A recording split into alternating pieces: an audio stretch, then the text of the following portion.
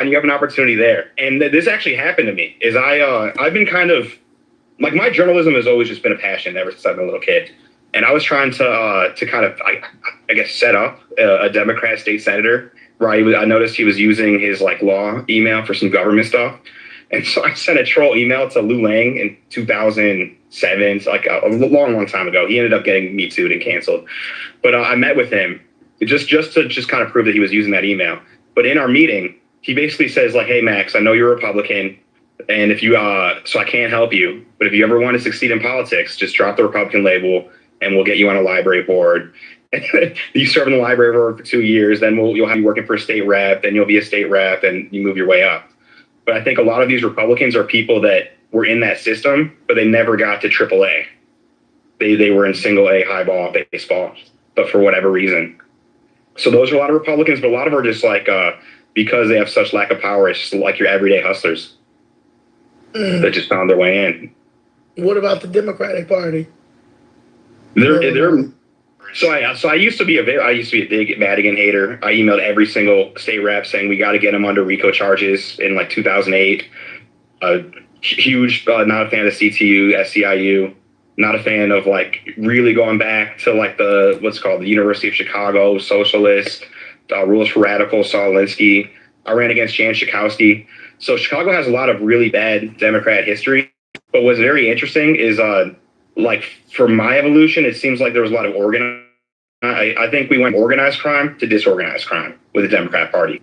It seems like it's a lot more disorganized, and you're kind of seeing like almost like Mongolian warring factions with SEIU and CTU fighting, and Pritzker versus Brandon Johnson. So that's pretty exciting, I guess.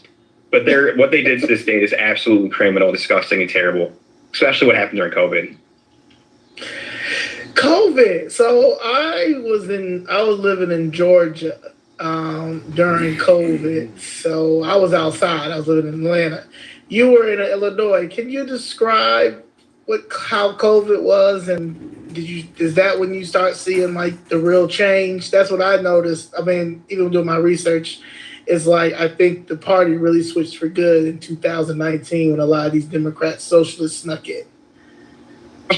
Well, I mean, I would just say that COVID gave everyone with bad ideas permission to exercise those bad ideas. So the Democrats were bad before COVID. And I actually got out of Illinois for a year during COVID. From like 2020 to 2021, I lived in Texas with my grandma, my uncle. And she passed away, rest in peace, Grandma Debbie.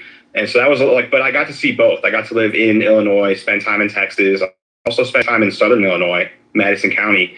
And it's kind of cool to see the night and day differences. Like, because I'm not vaccinated, not trying to wear a mask, right. never had a fake card. And so in Illinois, I really felt like I was in a zombie movie, like Walking Dead. And like everyone had it out to me, get him, like call the police. He doesn't have his card. And it's cold in Chicago. So I thought that was very cruel. And I'll never forget how certain businesses, certain people treated people, especially now what we know now about the vaccine, especially about the vaccine card. That was crazy. People were being like violent. And like, that was the time where they were the same Democrats that were saying we needed an ID to vote, that a voter ID was like racist for saying that like 7-year-olds need to show an ID to eat a cheeseburger. It was absolutely insane. But in Texas, I was in Dallas, night and day different. And I got to spend a bunch of time with the Dallas Republican Party. And that was also night and day different. Like I go to Illinois Chicago Republican event, really feel like it's a To Catch a Predator house thing. Those kind of events. It's like you feel like you're the inside of a cigar, like an adult video store. And then you also kind of have women that feel like they're catering to those kind of men, like just like the most disgusting men and women, like inside and out. And then just kind of also dark and desperate in terms of like what do we have to look forward to election wise. But in Dallas, which is a Democrat city, like technically 300 people, 400 people, more normal. If someone is kind of a red flag person, they kick them out. So that was also kind of, that was very inspiring to see that the Illinois Republican Party and Chicago Republican Party have some unique problems that you don't even see in New York, LA, Texas, Democrat states. You remember when Pritzker went to Florida? Yeah, and Wisconsin. I thought he barely was in Chicago during COVID. And also, I was bigger during COVID. During the beginning of COVID, I was making fried rice. That was very dangerous. I would get just so much ground beef, so much onions, peanut sauce, soy sauce, sweet and sour. Just mix so many sauces, eggs, and just make just pounds at a time. And so I got really big. And then I'm a science data person. I looked at the data, and they were saying that people with pre-existing conditions and who were obese were dying. So I actually made my health a bigger focus. And so at that same time, like Pritzker was at his peak fats. That was also fine to have him be the health czar, like giving me health advice. and on his hammock in Florida, it's probably triple reinforced. So, Mugshot Mondays. Yeah. Oh, thank you for the idea. This was funny. A good idea. So, what the mugshot that they love to throw around, like they like to throw my mugshot around. What was the, what happened? What happened next? I'm sorry, so I can't hear you. I said, what happened? What happened? I'll plead the fifth. It's my favorite amendment. No, I'm kidding. I actually spoke at the Arlington Heights. It was during the craziest part. I was running for Congress when I got arrested. So really shows you what a joke the media is and the Republican Party, because they're talking about it now, but no one talked about it when I was running for office in 2022. I had a political event. Then I was doing stand-up comedy while I was running, and my comedy was very political, so it was a 2-for-1. And then and then I went out, which was a big mistake. And I went out, shout out. I shouldn't even say it because I went out with a somewhat famous actor and a somewhat famous director. I'm not going to mention their names because they'll probably get in trouble because they still have careers. But we all went out downtown. There was a fellow comedian that it seems like was sending big signals my way, and the owner of the venue was her date. And so there's some conspiracy there potentially that because I basically got arrested by the bouncer at a club for an altercation. And a lot of it was due to my intoxication level, and I'm saying I'm not proud of it. Don't please, they call it a reason, but even the police said you should have run. Like, so that's another lesson to you kids is don't drink, don't beat up bouncers, but if you do, run. And then 64-year-old Chippendales waiters won't make fun of you on Facebook every day. Have you been seeing that, Zoe? I feel like it's like 3 posts a day from a 64, 65-year-old man. I know a lot of people were upset that it's like putting, yeah. And you probably can't show those photos. They're pretty vulgar. I probably can. I mean, but they hello? I'm having bad reception. I'm so sorry. Yeah, I said that if you send them to me, I probably can post them. Well, like one's me with semen, one's me getting raped, one's me with the KKK, one's me with the special helmet with the rainbow flag. The funniest part is this guy's married and he's 64 years old, so I just imagine him with like 80s music in the background, like sipping Mountain Dew, getting like a picture of a naked guy and then putting my face on it. And what do they talk about? Like, what is the... There's no substance to it. So what they talk about is they say, I'm gay, I'm special needs, I'm a Democrat, and I don't even, yeah, like, I have a small penis, that's one thing. I'm like, first of all, not true. Just like this wild, just like, what? Yeah, so yeah, Democrat, small penis, special needs, gay, but the reason why the insults are out of the substance is because this entire instance just started from me accusing him of being a January 6th informant. That's really what this is about. But like, they don't want to have that discussion, so it's much easier to have this discussion of you're gay, your special needs, because that's a much easier debate. Because like, what's the like, if someone says you're gay, like what's the intelligence response to that? No, I'm not. I swear. Like, that's just, and even if you are, that's your personal life. But they're going in that direction because it distracts from my main point, is that I think a lot of Republicans are controlled oppositions and are paid or unpaid disruptors. And so a lot of the reasons why Democrats think that we're crazy and we're white nationalists and that we want to take people's rights away is because I think Democrats or not-for-profits pay people to act that way. It's like almost like the WWE. because there's no one like Darren Bailey actually made a good point. Is people are tired of Pritzker. If you like his the voter enthusiasm is going down in the amongst Democrats, Independents, and Republicans, and so you need a cartoon character villain for Democrats to win elections. And that's what we're seeing it. We're seeing it with candidates, but I do think a lot of the activists talking smack about me who don't want to talk about substances, I do think are controlled opposition. And I can go into my evidence too. But it's a large phenomenon. Andrew Witz, I can't pronounce his name. He actually ran for governor in the Rauner primary. Adam, and I can send you the article. But he ended up writing. He passed away. But before he passed away, he wrote for Forbes, and he exposed all the ridiculous spending by Fauci. But he also wrote an article about how the FBI itself spends $500 million a year. And so a lot of people that are extremists, that you think are extremists, I think are honeypotting people or trying to start something to push an agenda, whatever that agenda may be. Because that 500 million figure is just the FBI. That doesn't include not-for-profits or people that do it for fun. Like I know a Jewish organization and a friend that it does take part in it, where he goes on the extremist chats and like rile stuff up and then take screenshots, and then they make books and give it to the FBI. So I think a lot of the hate towards me is actually that, and so that's why I'm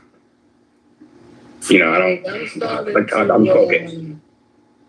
I'm starting to see like that. It's like we in a like the real world, like we in a reality show or something. Like it's the weirdest thing. Hey, that's what in politics, especially in politics, it's a mirage. Is people need to realize that like 5 to 9 out of 10, every 10 conversations you have politically, there'll be some sort of agenda and it'll be a fake conversation. That person that's reaching out to you, Zoe, that's like saying like to support a candidate, like really is getting paid by that candidate. Or they're telling you, you really shouldn't go after Rhyme. I don't want to pick on Rhymefest, but you shouldn't go after Rhymefest, or you shouldn't go after Alexi. Like that person might be getting paid by that person. And so it's very common in politics. And also the riling it up. There's a great movie with William Shatner, directed by Roger Corman, called The Intruder, about in the 1960s, groups from DC were sending people into the South to start race riots, to rile up white people, to start conflict. And so I do think a lot of that's happening. And a lot of the people, like a good kind of red flag in my opinion, is like people that pick issues that the FBI and DOJ like a warn about extremism. So like during the Biden said that if you question elections, you could be on a terrorist watch list. If you question school curriculum, you could be on a terrorist watch list. If you're part of J6, you could be a part of a terrorist watch. And all these fools that keep making pictures about me, they great movie. They usually pick these topics and they switch from topic to topic. They don't have a consistent thing. They go from voting to school to Islam, and it's usually associated to what the FBI cares about or not-for-profits. Like, Zoe, did you know that he's 64 years old. His first incidence of political activism ever was January 6th, ever. And he was a Democrat before that. His first political event was he drove in a car with a Cook County former Cook County sheriff to D.C. to January 6th with a bulletproof vest and with Bufang radios. So with his words, not my words, so he can communicate with the 3%ers and Proud Boys. And I was ready to fight. I couldn't wait we were there to fight Antifa.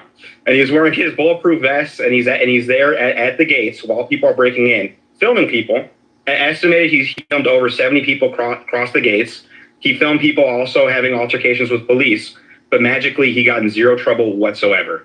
And the only trouble that guy says he got into is he goes, they took me off TSA pre-check. First of all, that's some pretty privileged thing to be on in the first place. Second of all, you have a record of selling cocaine and grenades. You might have gotten taken off for that reason. They don't tell you why they took you off. And third of all, you were able to get back on TSA pre-check and fly to your destination. That's some confidential informant privilege right there. Yeah? There's a guy named Jim Lanham. You know who he is? Yeah, Jim Lanham. Yeah, he's his he's his lieutenant. He's like 5. I met him in person it was a great experience. So he's someone that like likes to put out pictures about me every single day. I got to meet him in person. I sit right next to him, and he tries to stand me up. And the craziest part is when he's standing up, we're at the same eye level. So he's got to be like 5'1", and he's like a Paul Bart Mall security cop at a bank.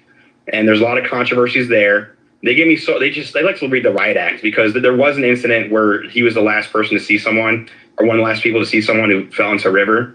I've never accused him of murder, but like he's just like it. Like he really likes to dip his nose in a lot of political and criminal cases where it's kind of weird. Where I suspect he might be a criminal informant of some sorts too. And I always ask him, like, why aren't you law enforcement? Like you love politics, you love the law so much. Like, why are you law enforcement? And it could be because of mental health check. I don't know. But he's very loud online. He runs for office a lot. And pretty like Zoe, has he reached out to you? Because like anytime I go on any sort of show, like they get 100 messages from him. No, he doesn't. He just was in the comments saying that you're a fucking bitch. And that's why no one likes you, you little penny waistline bitch. Why don't they have Jim? Why don't you have substance? Dropping you after 12 hours. Yeah, so I saw him in person. I was talking about his deformed hands to you in person, Jim. And I was everything I'm saying on this podcast. I said this on the face, but you're in the comments being like, "You're a bitch. You're stupid. You're this." So we're different. That's for sure. But it seems artificial why he cares so much. So Terry started his career June 6th. January 6th, January 6th, 2021. Never was involved in politics at all. Global V. Like, he was. Hey, Zoe, we're breaking up. Zoe, breaking up. So before that, he was an actual criminal informant against the Cali cartel and the Vice Lords. And then after he was a criminal informant, he worked for like tech. He was in like tech sales, which to me is something where they would place a DOJ type person. And the funniest thing about this is the most recent job that I'm aware of that he does is his big identity is that he wants to fight immigration, and he's on the streets exposing 100% Terry. Do you not? I was making so much money with DoorDash. I wanted to earn money in my free time, but I didn't want to go out and get a boring 9 to 5. Workers in Monterrey, Mexico, and then also people that work remote in India. His company, For a Living, works with major corporations and the government. Your CEO has top clearance with DOD, to replace jobs, to replace high-paying tech jobs. My generation was decimated because my generation was the one that got rich off of software and coding, where you didn't have to go to college and you can get $100 an hour to code. But Terry, For a Living, takes American workers and replaces them with Indians that you can pay for literally 10 cents on the dollar, are also the H-1B, where they have a facility from Monterrey, Mexico, and then they bring them in. They help them with the paperwork thing. And his company, we don't even because he likes to complain about it, but it's just a fact that his company has a DEI policy and brags about being 90% non-white hire of his company. But his whole persona is I'm anti-DEI, I'm anti-critical race theory, we're anti-porn in schools. But he's also a card-carrying member of SAG. So he's a card-carrying member of SAG. Immigration is how he put on the table. But his like fake online persona is that he's an activist that's like fighting immigration and trying to save elections and stop porn in schools and now Islam's his big thing. He really jumps from topic to topic of whatever the Department of Defense says is something to be on the watch list. Well, okay. Yeah, that was. But yeah, so he basically, so the crazy thing is, he definitely was away from politics. It was criminal informant, corporate sales, and then just out of nowhere, right when Chris Wray FBI is like, hey, if you question the election, you might be a terrorist. He suits up with a former Cook County sheriff, and they drive to DC. Why is Joe Trevino suing all these people? Terry Newsom, Jim Mendrix, Tom DeVore. Oh, because they falsified information, which is a fair thing to sue, like Noah. And we've both met Noah before. He's kind of he's an out there individual. But I think it's now settled that Noah and Terry have like falsified information, and you can't do that. And so I believe Joe's suing him for slander. I'm not like too particular with the case, but like good for him. Good for him. Like it's hard to prove damages when you're calling someone like a bitch. Oh man, I thought Terry was cool, but Terry, he is cool. He's very cool. To me, Terry took it too far. I was cool with Terry, but Terry said you were a problem, and then you told me he was a problem, and I both told you at the end of the day I could separate it. I don't care about that, but he was so busy worried I was going to talk about you. I mean, that I was going to believe what you were saying when it came to him. But at the end of the day, every time, Terry has never came through the way that I feel like Chicago Fist Red has came through for him. When he did the podcast, Danielle and us, we went all the way out to Never Never Land. We did the podcast with him. Then, we tried to do the Tom Holman thing, but he didn't want to take my suggestion because I think a lot of people think that people use us as these black women pawns, like we're like a minstrel show or something like that, instead of like, I gave him a suggestion with bringing Tom Holman to Chicago Theater and doing an evening with Tom Holman. And then basically people think that he's this white nationalist and this racist. So I'm explaining to him, if you guys do an event at the Chicago Theater and you guys talk about, what's going on at stake with the illegal immigrants coming over here and all this, but he wanted to do a whole rally. He just wanted to get as childish as DSA, instead of let's bring this into a theater and let's talk about what's at stake, with our country, and people show that we are civilized. And he didn't. Yeah, so that'd be bad for his career. Yeah. So that'd be bad for his career. That would hurt his main job is relies on H-1B visas. And so if you're saying like, hey, Tom, crack down on because that's the main time of illegal immigrant are people that are overstaying H-1B or overstay visas. And so if you have an event that unites Chicago at Chicago Theater, which would have been awesome, and does really well, and paints Tom Holman and his mission in a different light, that'd be terrible for Terry's main career. And his show's called Behind Enemy Lines, which I think is like almost a big FU to all of us. That's because who's the enemy? I think it's us. Oh, no. See, and Terry Newsom said, no, you never did anything for me. Nothing. You asked Danielle to be on your panel all the way out of Never Never Land. Then you asked us to be on your podcast, what we did.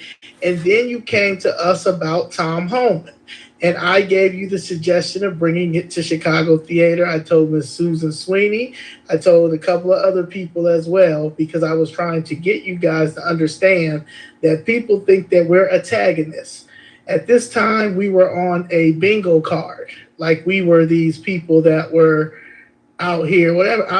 That's not me. And I was trying to explain that to him, but he didn't care. During that time, we were at the Black Caucus. I got all these as text messages. I really don't want to do this to you, my boy, but I can. And we were in D.C. for the Black Caucus. He wanted Danielle to fly back. He wanted to do this big thing in front of the federal building because they wouldn't bother us or anything. But nobody didn't want to spend that money. Nobody didn't want to spend the money to go to do Chicago Theater. That's just basically what it was. Then we had a press conference. The press conference came the day after, unfortunately, Charlie Kirk got killed. Everybody decided to back away from the press conference, but they basically wanted us to not do the press conference and pay homage to Charlie Kirk, but everybody went out and did their own thing. That day, he didn't do our press conference, but he went out to the south suburbs to go bully them liberals. Into your video, other people didn't come to the press conference, but that evening they were at Concerned Parents event that she had out in DuPage. But we were disrespectful for doing our press conference that we were putting together because we have an active genocide going on in our community. So once I started seeing that they were full of shit, then I started moving around and doing my own thing. So I don't respect Terry Newsom off of that. And plus, Terry Newsom talks a lot of stuff about us on social media. It doesn't think somebody's going to talk back. And I'm the wrong person. And Terry, that's my problem with you, is just be consistent. Stop with this split personality nonsense. Because we didn't need you. You asked for us to be there. Now I got to block you because you're a liar. And he was my source, Zoe. How about that? Up until I was writing articles about James Mendrix, he was my source. He was the one that gave me James Mendrix Xbox Halo handle, which is pretty funny. Yeah, the sheriff of Gates County has a really impressive Halo score. But so Terry is like private, and he posted about it. I have this screenshot where he's talking about how great the Illinois record is, and he's giving me information. But then now publicly, I'm a Democrat shill, and what does he say about you, Zoe? I think a lot of it's derogatory, like yeah. I got no respect. He's like a 2-year-old. Yeah, I have to go to a schoolyard to get the insult. It makes sense, though. It makes sense. Like, yeah, it's the prison yard mentality. Oh, you know what's some interesting that he said, Zoe, and I have the screenshot. Is he said in prison that he was a Latin king, and that he used to sell guys like me, or that he would sell a guy like me, which he thought was like, which a prison mentality is like, what a great insult. But my mentality is like, you're in the Latin Kings and used to sell guys, and you were like Italian, Polish. He was with what's it called? Like a cocaine, like the chop shops. They would sell cocaine out of a car dealership, and he didn't even have the courage to be a cocaine dealer. And I'm not that's terrible to be a cocaine dealer. He was a cocaine dealer recruiter. He was like the MLM for a cocaine dealership. And then he claims he didn't rat on his friends, but I think it's pretty remarkable that he only served 2 years at the height of the definitely a snitch. High of the 80s. Mm. Yeah, he confirmed snitched, but it's a question of how much he snitched, because it is a confirmed that he snitched on the Cali cartel and the Vice Lords and the selling grenades. He's probably getting CVI money too, DEI. Yeah, he is DEI. He's a DEI of his company. Like it says, 90% diverse. So that means he's a DEI hire at his company. And that's not the irony. They really can't stand you. They make all these pages of you. It's because of what I'm saying. Because the last time I saw him was at the Joe Severino case, and because I had to, I was a witness, and it was a witness. Jenny McGuire, the former radio host, was a witness for Joe Severino. So it's very interesting to see her kind of say 180-degree different things than she said only a month ago. But at the case, here's to kind of show you the Terry Newsom playbook. It's pretty remarkable. Is I like to confront my accusers. And so I walk into the courthouse. I walk in. I sit next to Terry and Jim Lanham. Jim Lanham, all 5 foot of him, tries to trip me with his foot, puts his foot out like this to try to trip me, which is just weird and petty. And then I sit down next to Terry. He puts his hand on me and just yells, "Gay, cunt, gay." 3 times in a Lake County courthouse, a court setting. And while this is happening, Jim Lanham runs to a security guard to try to get me arrested. And then not only 10 minutes later, Tom DeVore, who was the genius lawyer on the case, he lost the case. Terry Newsom argued he was ineffective counsel. I agree. But I went outside and I pulled out my phone pretending like I was going to take a picture, just kind of trolling a little bit. Yeah. And within 5 seconds, Tom DeVore goes to a security guard, try to get me arrested. Because I think one thing that we share, Zoe, is I know, like you for politics, you are young. Anyone under 65 is young in politics. So I think part of the universal dilemma too is that like you get picked on because they don't want younger people to succeed, and they don't want anyone to succeed. Period, because it ruins the grift. Right. Because that's what it is. They have turned it into a political grift on both sides. Absolutely, and they work together, and they're friends. Is a prime example. They weird, and they are friends. Definitely are friends. Don't. There's a lot of people think that they're fighting, but behind closed doors, they're yucking it up, and they need each other. Because Democrats, the only reason why they're able to, they need it, like, they can't be so inactive unless they have these villains, which are Republicans. We are so lucky that the Democrats are fighting right now. So this could be an opportunity for Republicans 2026, but I've never seen a worse group of candidates in Illinois Republican history. Like, this has to be the worst group of candidates, and the least amount of candidates. I'm in District 9. I think like 80% of my ballots could be blank from like state rep and all the judges. So what do you think? Why do you think that's the problem? So Illinois is the hardest place to run. We have the most amount of elected officials, over 40,000 elected officials, and it's also the hardest place to run for office. And so it's the evil, the corruption is hidden in plain sight. Hannah Arendt called it the banality of evil. Evil is boring. And so to do so much oppression, able to mess with so many lives, redistribute wealth for them. It's crazy. You have all these enclaves of rich government people and government adjacent people that are using your and I money to have generational wealth, squashing yours and making it impossible for my generation, future generations to own houses. And it's able to happen because it's boring. It's so there's so much paperwork, and it's like. But if the people woke up, it could be done. If people are watching right now and decide to, if just a mass amount of people decide to run for office, I think that would fix the problem. Easy. So when are you gonna run again? Never. But are we breaking up? If anyone wants to run, please feel free to reach out to me, because I will help anyone get on the ballot or kind of help protect you from people like that, because it is inevitable. But the thing why you need to not be so scared about trolls like Terry Newsom is that no matter what you do, if you're successful in life, you're going to have people opposing you. If you're successful in business endeavors, your competitors are going to be against you. If you're successful in Hollywood, you'll have haters. And politics is really just Hollywood for ugly people. So right. No, I don't rock with him. He owes me an apology, and all his little minions that's around him that think that he's this big hero, and he's not. He's just, I don't know what he. Well, if he dealt cocaine and grenades, what is that? Or if he because that's why he got people to deal cocaine. So if he convinced people to throw their lives away and be cocaine dealers, and then also was considering selling grenades to people, like, what does that say about his character?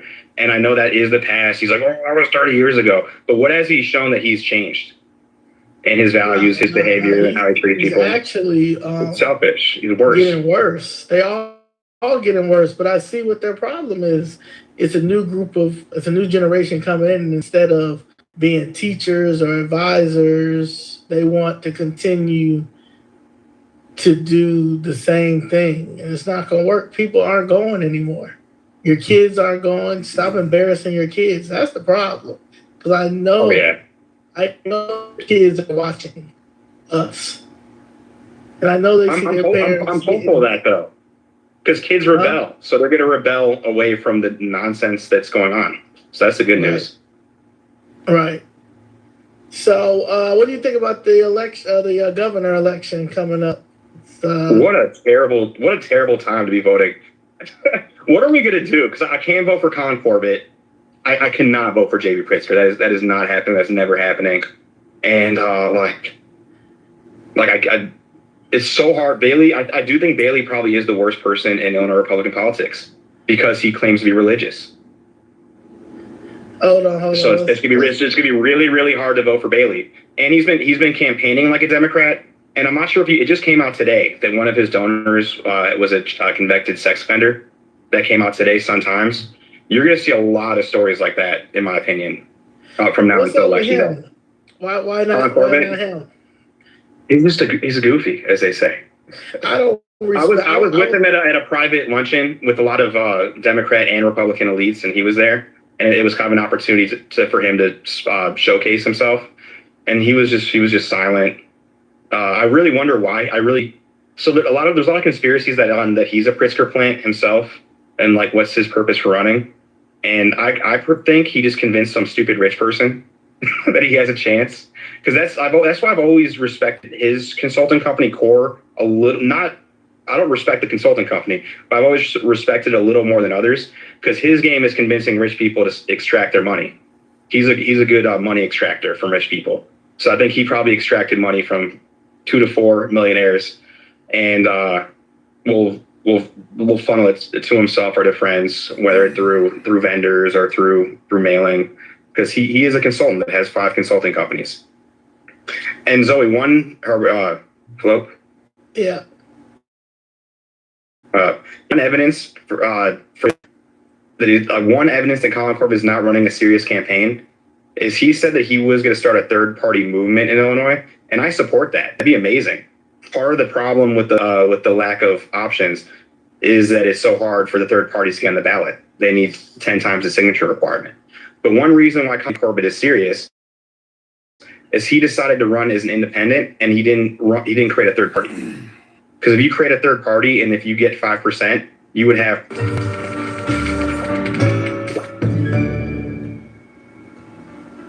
wide election. Colin Corbett did not do that.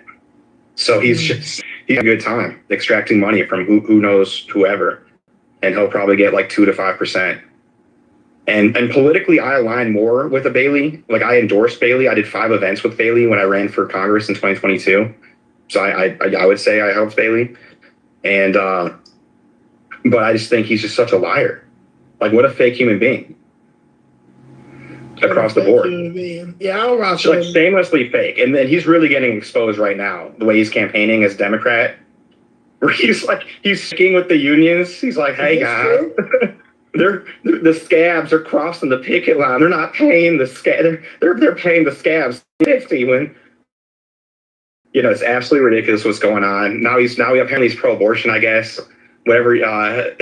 Wasn't he in Inglewood yesterday with his wife wearing Reeboks? They're at Harold's Chicken. We're on a listening tour. We're gonna meet the voters where they are. We're at Harold's Chicken. Can I get some more mild sauce? No, it's absolutely ridiculous to see the pandering and the the two-facedness. And then also, I've always when I was a little kid, I always measured campaigns not where they got the money from, but how they spend their money. Because if they're going to spend our tax money, I think how they spend their campaign money is a good indicator. So I've always been a huge campaign finance nerd, and I advise everyone here to go to IllinoisSunshine.com, go to the FEC.gov, go to the Illinois State Board of Election website, and nerd out on your favorite candidates. But the way that Darren Bailey has spent money last campaign and this campaign are just such a grift, such a joke, offensive to everyone. Last campaign, so I live in Chicago. Darren Bailey, I think he stayed in the Hancock or Center or the Trump Towers, a very nice building in Chicago last election, but wasn't in Chicago. And I was like, huh? And then I realized that he has all these young staffers that are out partying. They're texting my volunteers. My volunteer got a text from a Bailey employee that was mentioned in one of the demand letter incidents, saying that he wanted to put his DNA in my volunteer, who was a single mother, and so his whole staff, and he apparently he wasn't a part of it, but his whole staff was just partying the entire time. And then it's I'm just a small humble farmer. I know how much the cost of gas is. His first event, they got bottle service at Esco. They took a party bus to the West Loop to get bottles, and he's lecturing. I know the cost of gas is. Well, what's the cost of a champagne bottle at a club? I don't even know. You might know. But isn't that $600? Yeah. Depending on what it is, yeah. Yeah, I heard they ordered 5 at his first event. And he ran against Gary Rabine, whose lieutenant governor was Aaron Del Mar. And so a lot of people criticize me for writing negative stories about Aaron Del Mar. I got the information from Darren Bailey. He's the one that published all the opposition research in 2022 and was talking about what a bad candidate Aaron Del Mar was up until a couple months ago. But and his chief complaint was that Aaron Del Mar would sell party girls, sell Vegas girls for his events, and would do blackjack. Because I'm a Christian, and I don't believe me. I don't want to disparage. I'm very pro-religious, but he's very I'm just a humble farmer, and we don't gamble, and that doesn't belong in the party and the dancing. And this first event, his speaker was John Cirasani. People that watch probably know John Sirisanni, the blackjack influencer, who's just like telling like teenage kids to go gamble blackjack poorly. And then he's coming out to like, I got 40 pack of Strohs and a bunch of hoes. Introducing Darren Bailey. And then his running mate is the guy that he's literally on camera like the couple weeks before saying, I like Aaron, but Aaron doesn't like me because every time Aaron runs, I say don't vote for him. You can trust Aaron as far as you could throw him. And he picks him as his running mate. What does that say about that person's discernment? And then at a campaign event. So the craziest thing about campaign finance too, after it's a huge asterisk, is campaign finance is an honor system, and politics is one of the most dishonorable fields. And so a lot of what's reported, you don't 100% believe on face value. So Darren Bailey's first event for this campaign season was paid for by a PAC called Save Illinois PAC. The person that runs that PAC was someone who I met at 16, 17 years old, was Darren Bailey's former body man driver that hit him with a $700,000 demand letter and a potential lawsuit that was settled. So they settled that lawsuit, and then that kid under 20, he was even under 21 at the end at the time of the event. He was 20 years old. Donated $40,000, $50,000, $70,000 out of the goodness of his heart back to the person he was going to sue for sexual harassment, child labor abuse, that kind of thing. I don't buy it. But that was part of it too. And like at that event, a lot of people concentrate on, there was like an incident on the party bus and the clubs where like a woman was taken to the hospital. And like a lot of people like to go in the weeds of that. But one thing that just isn't talked about is that Aaron Bailey had an event where minors were drinking. The person in question was 20 years old, and he's on police body cams being like, yeah, it's a political event. We were drinking. And I mentioned it earlier in the podcast. This is just something that I've just seen a lot of events of older guys and younger, like teens, usually of age, but under drinking age, in adult situations. Politics. Yeah, it feels like the Boy Scouts of America are like more of that nature. Or to catch a predator home is probably more realistic.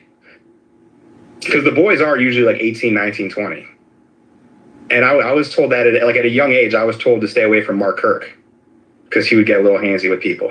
But the Illinois, the most powerful Illinois Republican member for over a decade was Dennis Hastert, who admitted in court he was a child molester. So there is still that stain in the Illinois Republican Party, but I really think it's a free-for-all because there's such a lack of power. It's just a power vacuum. Okay, Dennis Hastert, Speaker of the House. He was the most powerful. He was the most senior Illinois political person, and a lot of the people that were around him are still here to this day. Like if you think in football terms, like Bill Belichick or Bill Parcells' coaching tree, or Bill Walsh's. Is this Dennis? He was just 2000. Wasn't he George W. Bush's Speaker of the House? Yeah, he was a wrestling coach. And Mark Vargas, good old Mark Vargas, that's where he got his start from. He was an intern for Dennis Hastert, and then an advisor. And then Mark Vargas of the Illinois Review was supposed to run for Congress, but dropped out to help his son.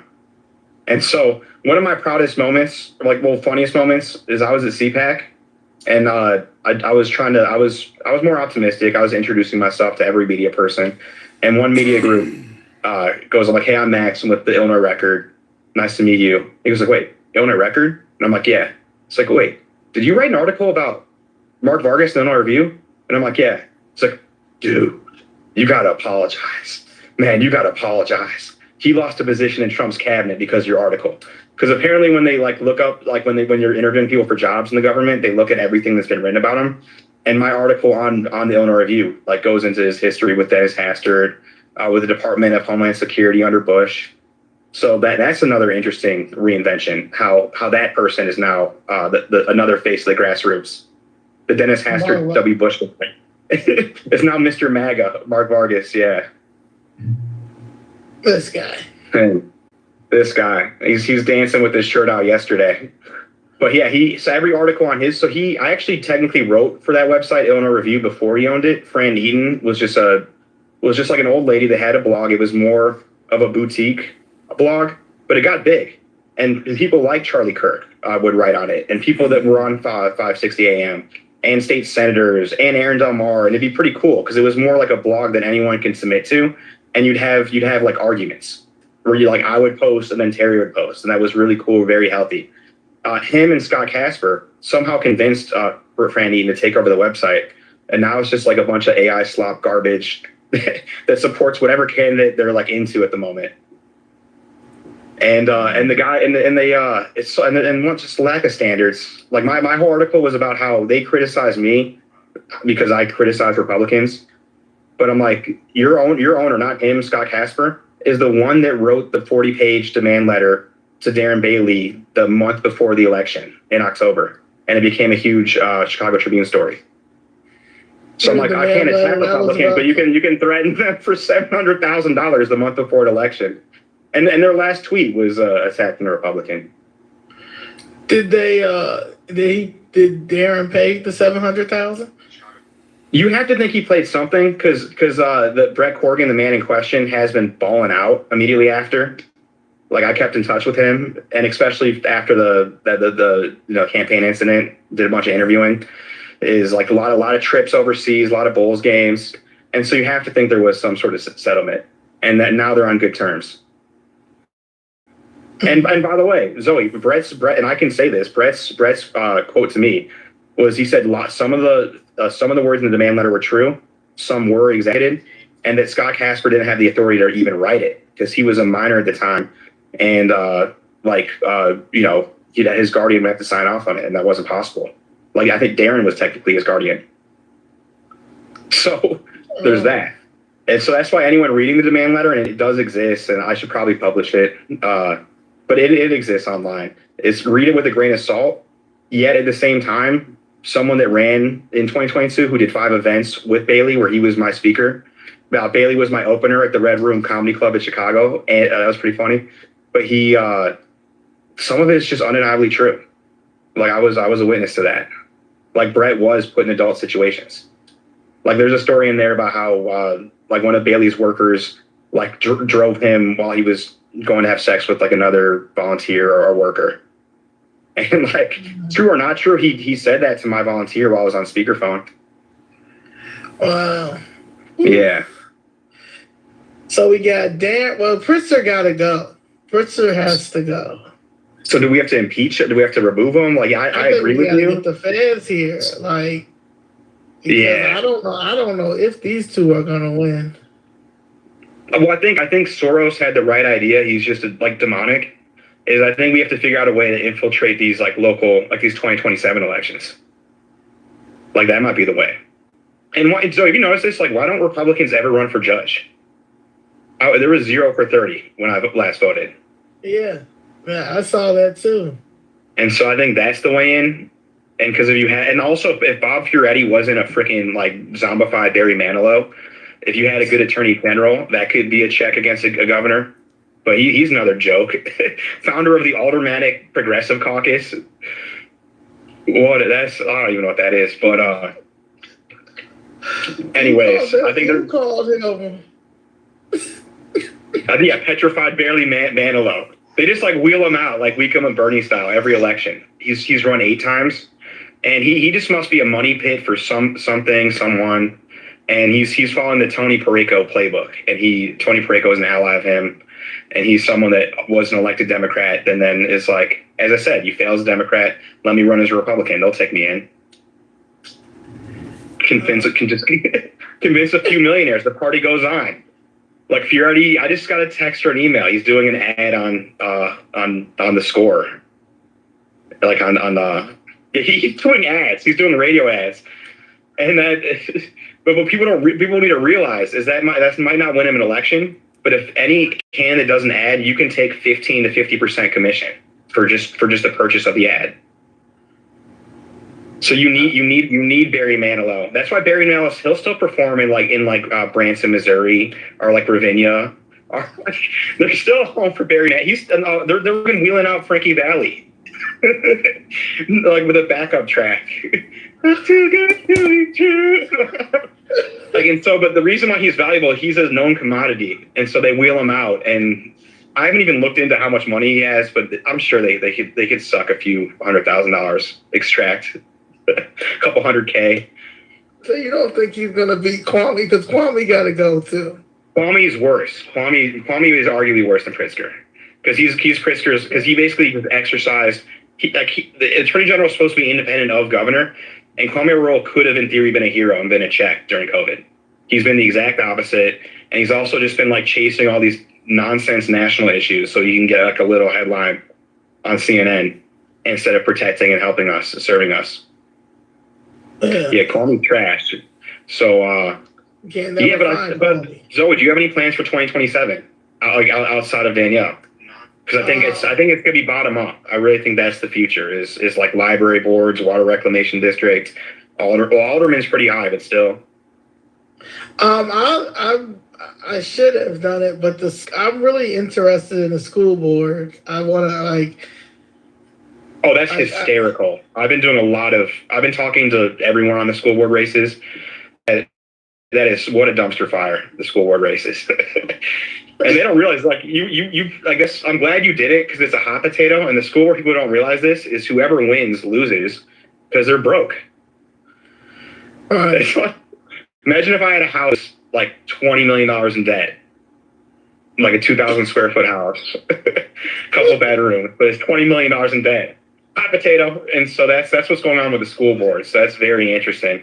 But it's cool because CTU is extremely disorganized, but the urban center people are the same kind of dinos.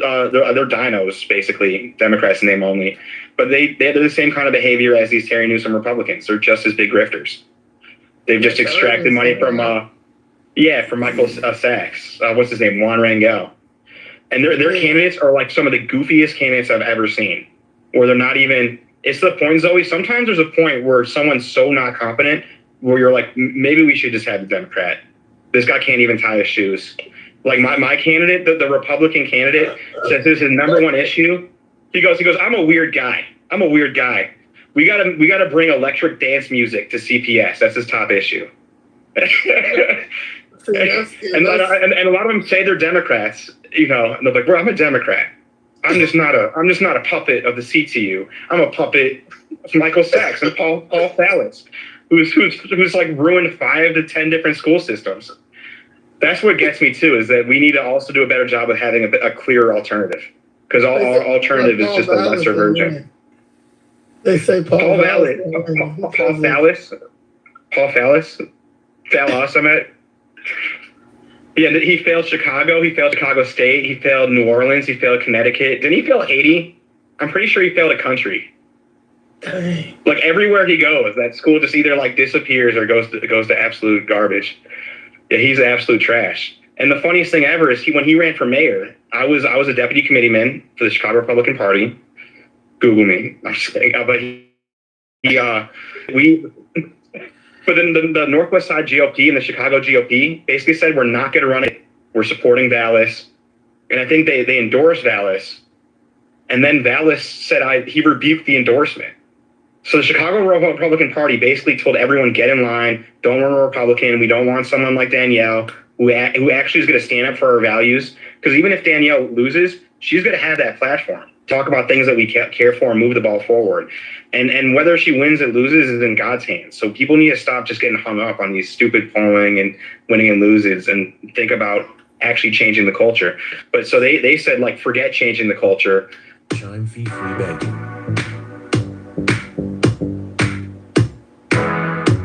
Chicago, like, had kids in the 90s or grew up in the 90s, and they remembered him. So he was just a terrible candidate. He couldn't even beat Brandon Johnson. But we fell in line. Zoe, you know why we fell in line? We fell in line because Paul Vallis gave $600,000 to M3 Strategies, Matt Pajorski, who was the head of Northwest Side GOP.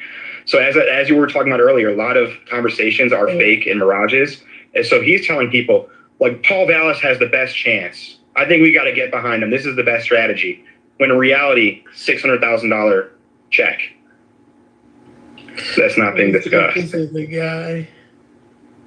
And then I don't want to pick on him. It's just that's just the way it works. No, yeah, there's another guy, I think. He's headed north. Let me see if this is the guy.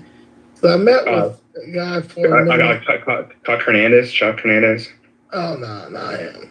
No, there's a new guy now. There's a new guy. Half of us left. So basically, half Northwest Side GOP left after they endorsed Richard Irvin at like midnight. It was really fun. It was like literally they like imagine you get a text at 11 p.m. being like, we're having an endorsement session. If you miss it, too bad. And it was a way for them to sneak in Richard Irvin, who also probably was another client, but was unpopular with the base, who was more on the Bailey or Jesse Sullivan or Gary Rabine. And so after that, like half of them left. And I got in trouble. And this, this is just me, we're just talking. This is just my experiences. As I criticized them, as I felt like the entire club was just a big excuse for Matt Pedrowski to hook up with Amy Kessam, who was like a candidate at the time, eventual committee person, 41st Ward committee person. And then they ended up dating, or I think they still are. They might be engaged right now. Okay. But almost every election was like him supporting her or her supporting him. So much of the resources and money and time went to their elections. And she's a part of Trump's Department of Labor now. But the question is whether it's hand or head. But I didn't say anything. But what was I gonna say? Yeah, that was a bad Trump pick. Because it's very hard for Trump to truly vet every single person. Because I believe she was a DeSantis supporter. All like Irvin supporter. She was gonna anybody to get in that commissioner's seat because the commissioners is no Republicans. No, she's not running for commissioner. Morrison. She's not running for commissioner. Not no more. No, and Sean Morrison's not running either. It's Gorman, right? Yeah, Gorman. But she said she had that seat before. She did. Taking it back, yeah. Her and Sean Morrison were like, I think they were both under Verdoliak, and they were both Democrat buddies. And then they've just been feuding for 20 years. And Morrison he's the godfather to Aaron Delmar's kids, and is Aaron Delmar's like into Cook County politics. So all the criticism on Aaron Delmar like really should be more directed to John Morrison. He's the Bill Parcells to Delmar. I shouldn't call him Belichick. That's such an insult to Bill Belichick. But so, the governor race is it's a wrap. Here's what's going to happen. I'll give the audience a playbook of what's going to happen. Is the governor's race is a wrap, but they care about some state senate races, they care about some state rep races, and the Democrats have a big ego problems. They don't want to just win; they want to win big. And so what they're going to do is they're basically going to chicken walk Aaron Delmar and Darren Bailey for the next couple months with scandal after scandal after scandal. And Republicans are going to look really strange because most of the scandals are probably going to be real. And you're going to look like a big doofus, like defending all sorts of claims. Like there's going to be a rape allegation coming up against Aaron. They'll probably be that was made in a court setting. Yeah, exactly. And he knows this. And in my opinion, it's the reason why Aaron's not running for governor. And I'm not saying he raped anyone. I'm just saying that there was an allegation that was made in a court setting. So there's documents with the allegation. And terrible, not just like rape, but like rape that produced a kid, allegations of potential like selling women, should we just get into that maybe? Don Juan? Yeah. No, he wasn't Don. He still is. Like he kind of is a jack of all trades entertainer. Like he does blackjack games and bachelor parties, that sort of thing. But part of his early history that no one talks about is he likes to pretend like he was going to be the next judo Olympian. He's going to be the next warrior champion athlete at best ever. But then he had a kid and he had to go home and man up and be a father. But the truth is that he wasn't necessarily the best at judo. He goes to the Judo Olympic Training Center in Colorado Springs and either lazy or bad or for whatever reason just has a falling out and just leaves the team naturally. But kind of you know how kind of if you're on Saturday Night Live, you can kind of use that status to say I'm a Saturday Night Live writer. Or if I was on the special teams of the Cowboys, I can say I'm a Dallas Cowboy. And so Aaron kind of got got to still enjoy that pedigree of being an Olympic at the Olympic training, while at the same time like having kind of like he did a lot of mud wrestling events, wet t-shirty, like that kind of directions. And like in particular, and they wrote an article on it, so a lot of this is all online, at Kicker's nightclub, which was an all-age nightclub, which is very sketchy, different, not just of drinking age, all ages. But in the allegations, which I probably should publish before Pritzker and the Democrats publish, they accused Ritzker of not just having mud wrestling shows, but Aaron would kind of allegedly would lift the tops and the bikinis of the girls that were mud wrestling, and then say that they're for sale. If you like what you see, come see me after the show. At the all ages event. At the all ages event, and then he would have a gang, and then he'd have a gang of followers of like younger men that would follow him around, and they would be like passing drugs around. There's an allegation of like an unregistered firearm. Like he was either a real gangster or a wannabe gangster is the allegations, and so like Democrats are really just gonna like just throw, because remember how they made a huge mistake. Remember when Darren and Aaron said that Chris Welch needs to resign because like what did he know? Is Democrats are gonna start asking Bailey like what did you know about Aaron? Because Darren did all the opposition research. Darren is probably saying I can't trust this guy. Like Aaron obviously knows that this happened because he's I talked to people that were involved in the court documents, so I didn't just read the documents. I talked to a witness who said they don't take back a single word. And so Bailey's going to basically be asked to distance himself from Aaron, but he really can't. He either can't be like Aaron is blackmailing or pressuring Bailey. There's that allegation around because their pairing is so uncomfortable. And then at the same time, there's going to be so much coming out about Bailey. Like no one talks about his schools, his own church, his association with Kyle Shipman, a child predator, a teacher. It's still on his Facebook page where he's with kids with a guy he basically was convicted of he was charged with 3 different child sex crimes, child porn, and like molesting kids, that sort of thing, as a teacher. But it got brought down to 1, so he's no longer a sex offender. And then this pastor made a really great speech about how their town there is the town of the albino squirrel. And how the albino squirrel, like every year, they literally have a list of all the albino squirrels. And then they have a committee of people that have another list of all the feral cats and all the potential predator cats. And he goes like, how is it that our town protects protects the albino squirrel and your cat more than your children? And that was a very deep, powerful point. But they're really going to attack Bailey on that. Because what's Bailey going to say? He was a really nice guy. It was misunderstood. Those kids were lying. The video on his phone was just a funny video. And then his church is kind of creepy. I'm not gonna lie. I respect God, big time religious. But like I do think there are certain things that kind of veer, and like I don't respect paganism. I'll be honest, and I don't respect idol worship. And like his church is one of those. They do tongues. And no one talks about that. And and also how he's talking about how they're it's like him and Aaron are like, we want to pass a law where all non-for-profits need to like be subject to open records laws.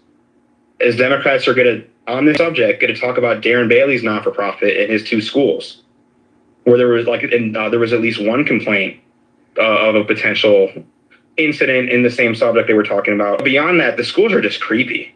Like look them up yourself. Look up his church and look up his schools. They're all it looks like a Fuddruckers mixed with a gun range. And so like Bailey is talking about all these how Pritzker and Van Johnson are offending their kids, which is true. But I think Democrats are going to start digging up on what's going on in the schools. Because the schools just seem so creepy. And when there's a lack of transparency, I don't think it could be good. And his not-for-profit, I think, has an F or a D rating because it's just his family.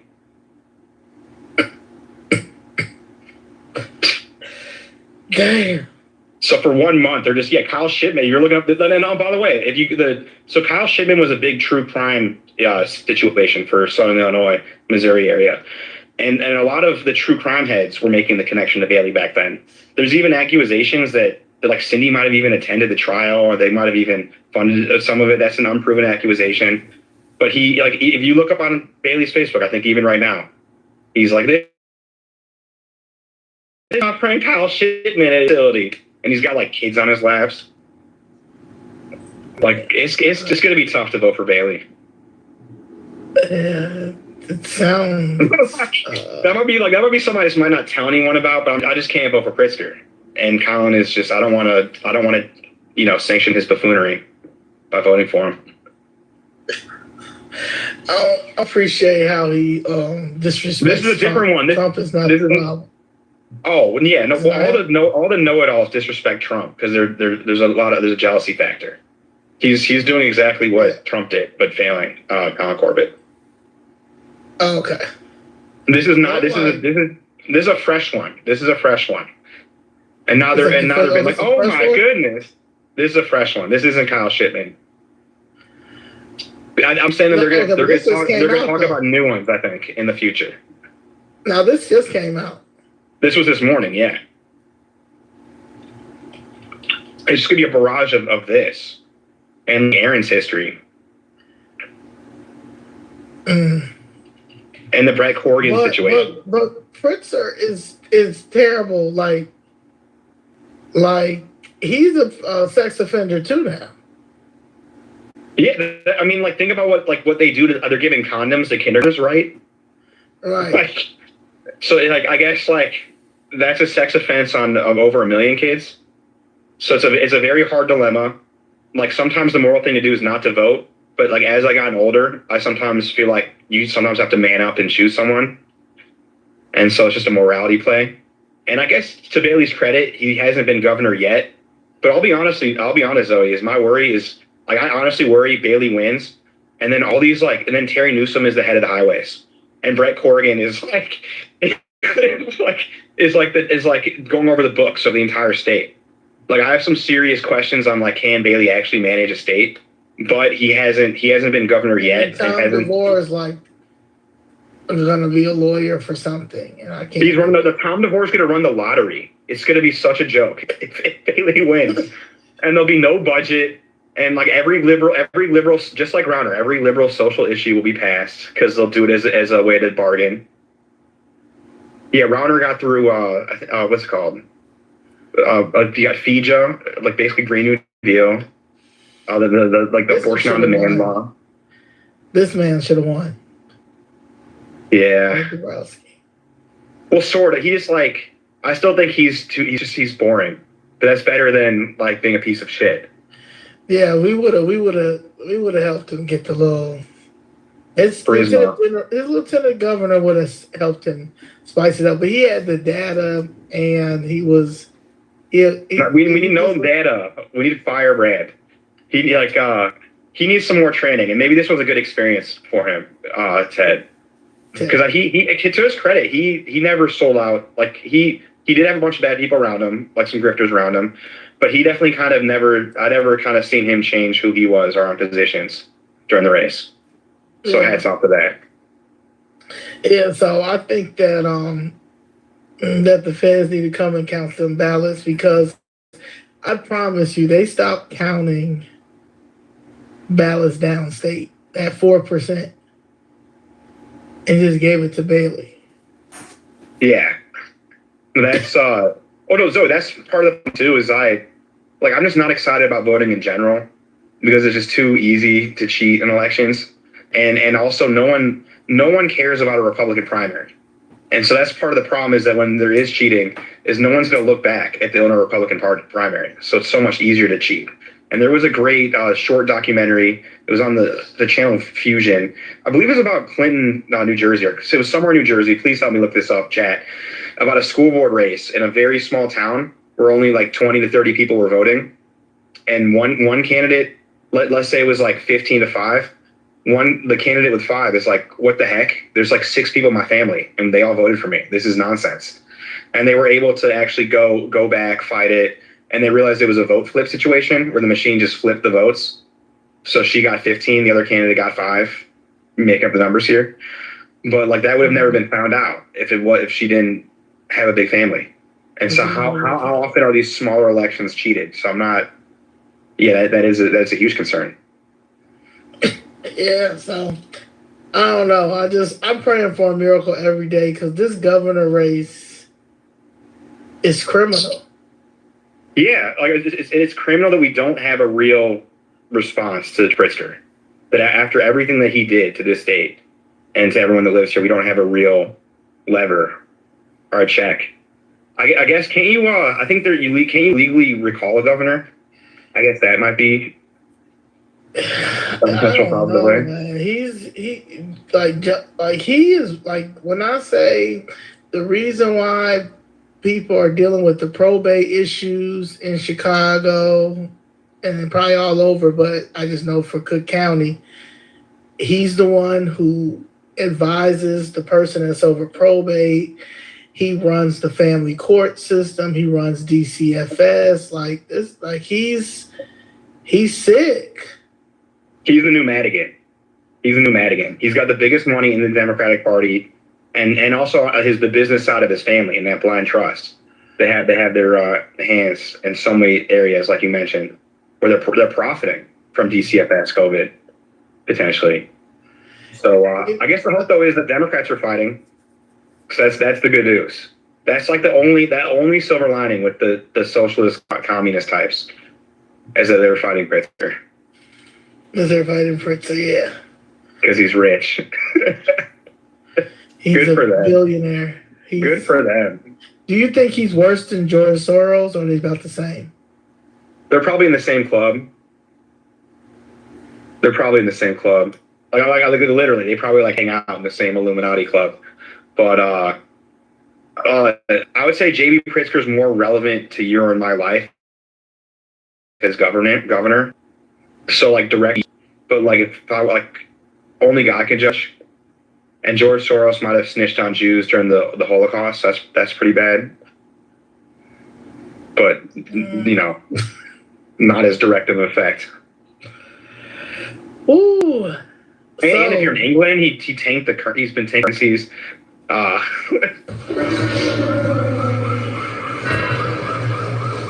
Download TikTok and enjoy Are you familiar with the Capitol bill? Which one? The one that they passed, I think, like right before COVID. It was like the biggest one. Oh, it had a name. Didn't have yeah. Some stupid name. Yeah, they said he stole the majority of that money, and nobody don't talk about it. Maybe that could be me and your story together. I agree, and I think the good news is Democrats don't all like Pritzker, and money you can't just hide money completely, and so there probably are some fingerprints that we can find. Yeah. The problem though is the blind trust nonsense. As I think a lot of Pritzker's scam is him running it through this blind trust. Where he's like, how would I know? Yeah, he doesn't know anything. Never. Whoa. With everything. That's what happens when you're a good boss and I picked the right employee and I paid him fair wage. And so just making the best stock trades. Right. And selling COVID equipment. But one more before, because we almost hit one more person that I'm looking at during the race. I'm cheering this person on, and I think she has a good chance. Christian Maxwell? Yeah.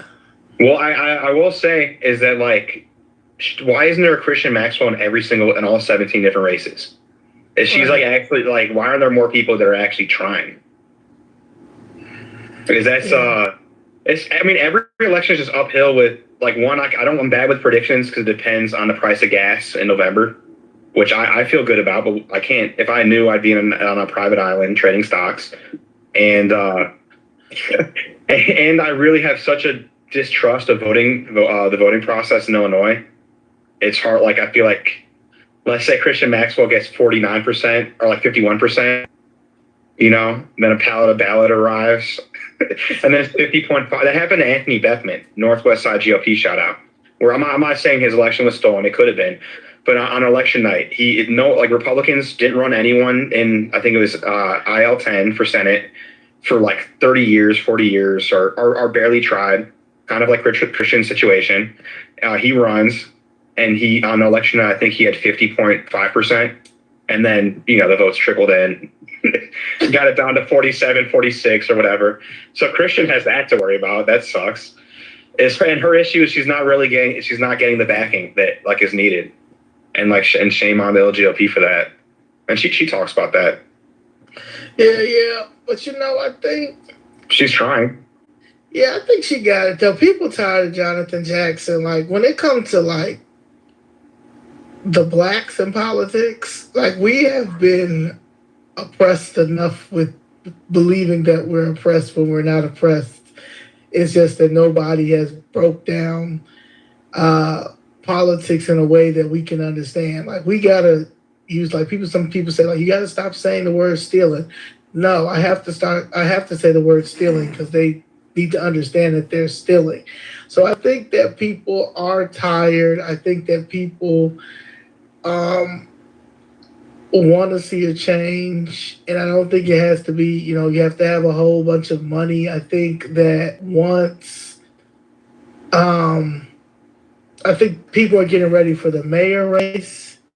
I think she has it. I think that if she continues to get out here, and I'm gonna do as much as possible as well. Like I can't stand Jonathan Jackson. Like his whole me neither.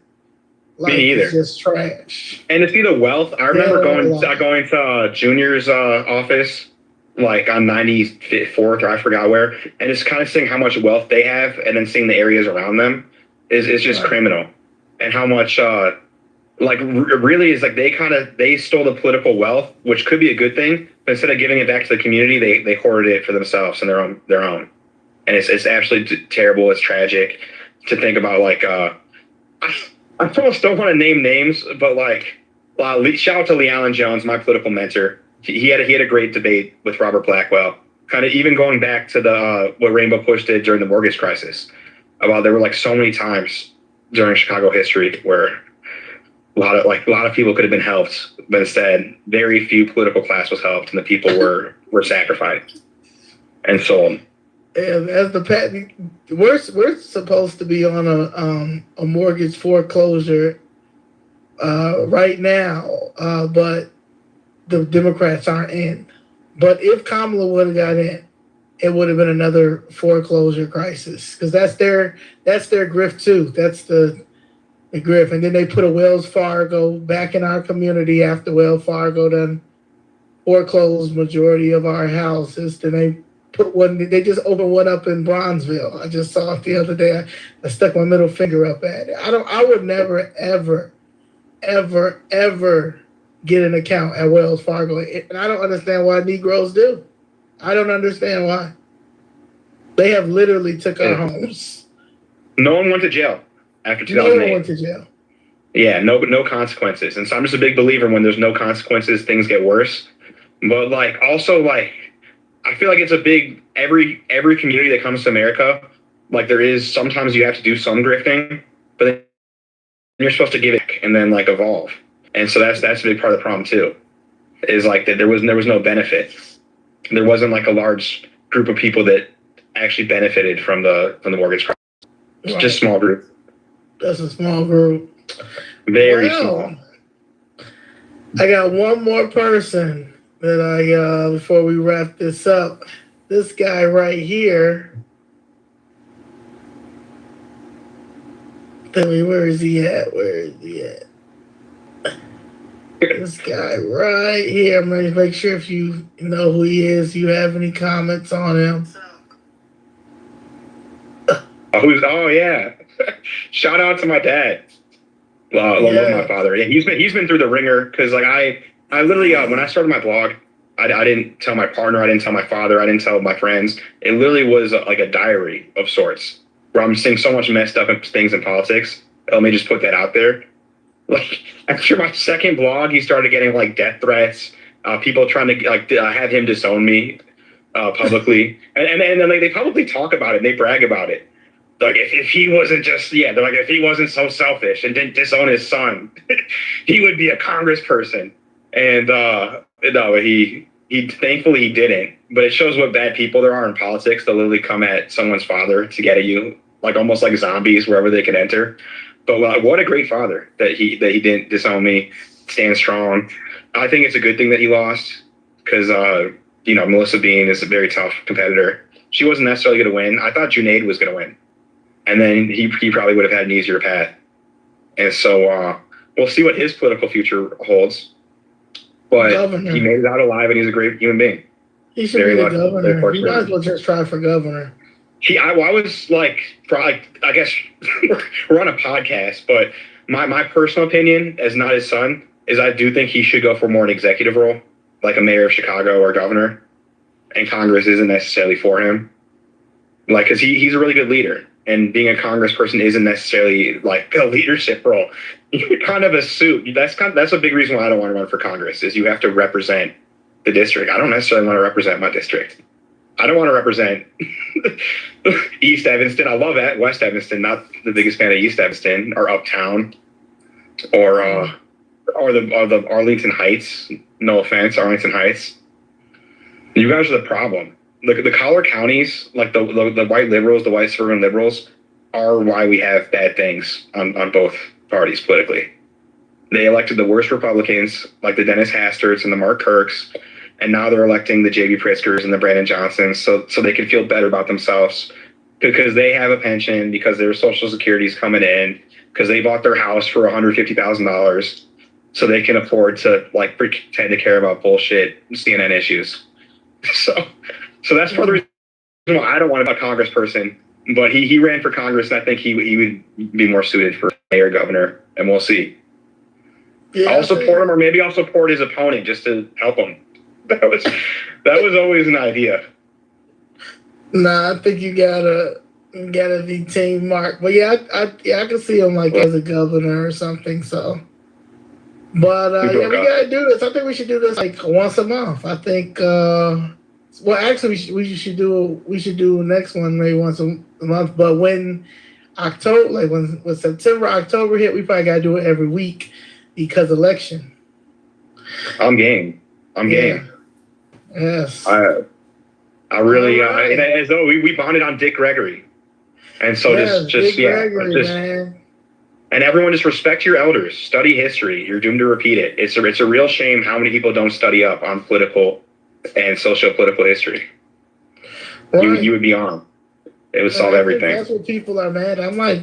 I'm taking the Dick Gregory route. Like, everybody, they'll be like, Dick Gregory wouldn't be okay with you going Republican. I said, in Chicago, I'm beating the Democrats' ass right now. He is proud of me. Is that what I'm saying? Like, yes. I hope so. I would hope so. And I would think, that's so cool that you even just got to be around him and that you even can like speak to what his thoughts would be. But, yes. Oh yeah. How could he not? Because so much of what he talked about did touch Chicago. Everything from like the organ trafficking. Yeah.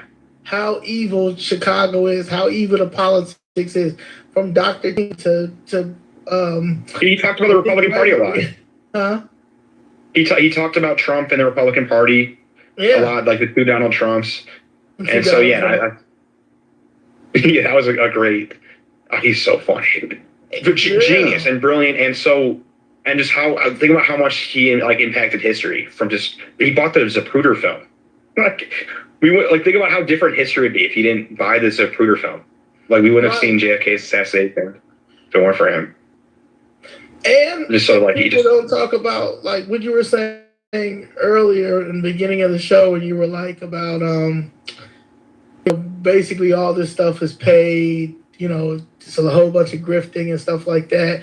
And he's always said like, most of these parades around here are staged.